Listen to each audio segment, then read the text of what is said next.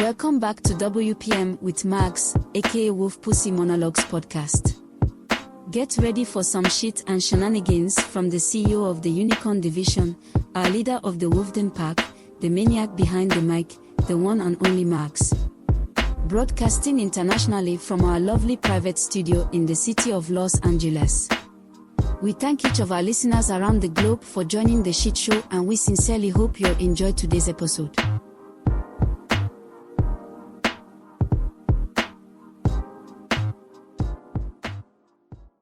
Hey, yo, what up, what it is? How you feeling? How you living?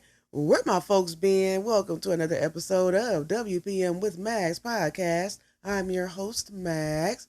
Always a pleasure to be back on the mic one more time. What up, my Wolfpack friends? Hope you had a great week.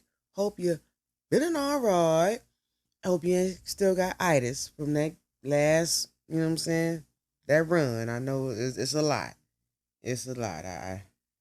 I feel you. I feel for you. I just really hope y'all all right. You know what I'm saying? Because that was a lot of food you probably consumed. You know, dig me? And you do it every year. I don't know why the hell y'all feel like y'all got to eat that much shit at one time. You really don't. Take a break. You know, go through like half the motherfuckers. Eat, just nibble. And then come back around after you to smoke a little weed or some shit. Just saying. You ain't got to come to the table with a mountain of damn food. Oh, goddamn well, you can't get all that shit in one sitting. Then you try and hurt yourself. Now your diaphragm pushed all up. You know, you got to take your bra off if you're a woman. It's crazy. Stop doing it. Anywho, boom. We're done with Thanksgiving. We're out of here. We're out of here for this. Ooh-wee. This year is about this gone, ain't it? Just about gone. We're going to get into time to go. I think that'll be fitting, you know. Then it's the end of the year, end of the show, end of the road, you know. Yeah. So anywho, without further ado, let's get into something that most of us run from. It's the D word. Not dick. Death. It's not a fun topic. It's not the thing you bring up at the dinner table. But it is real. And if we being honest, we all think about it. We all wonder, when it happens, is it always our time? Or are some deaths premature? Accidents, tragedies, moments that weren't supposed to happen. Some people say everything is written. Every breath, every step, every ending already known by God. Others say no. Free will, violence, human choices, those things can take a life before it's time. This episode called Time to Go, and I want us to wrestle with that tension together. Because how we see death changes how we see life, right? The certainty of death. This is off top. We know death is certain, just like taxes, right? It don't matter who you are, where you're from, how much money you make, how healthy you are. One day, it's going to happen. But the way it happens, that's where the questions form. We've seen people live to 100 years old, still telling stories, still cracking jokes, and we see children leave this world before they even had a chance to live.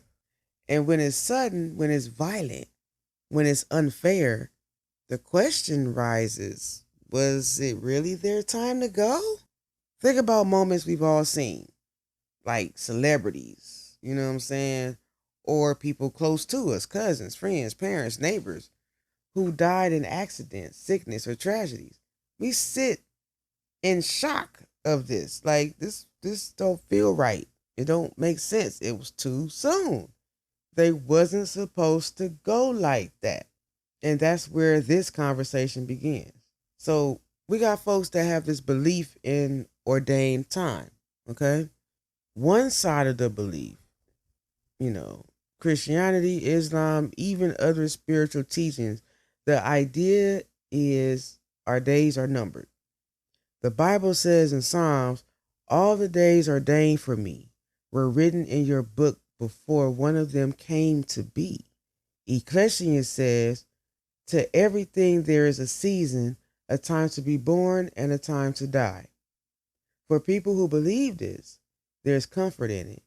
It means when a death happens, no matter how hard, how tragic, it's already known. God isn't surprised. It wasn't random. It wasn't out of order. And sometimes that helps us let go.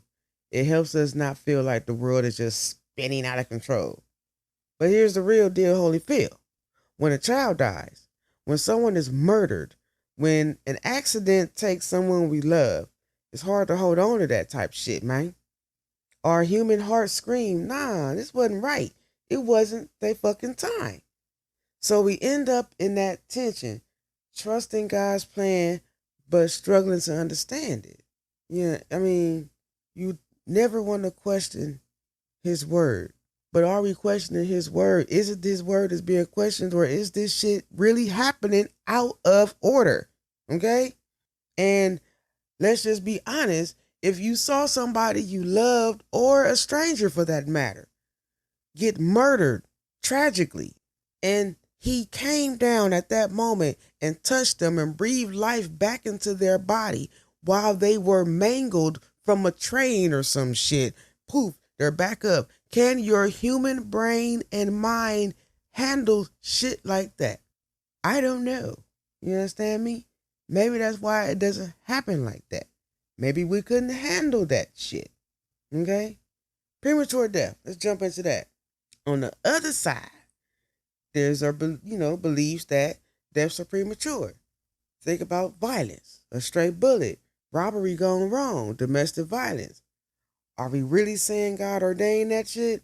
Or are we saying human choices cut life short? Think about preventable things.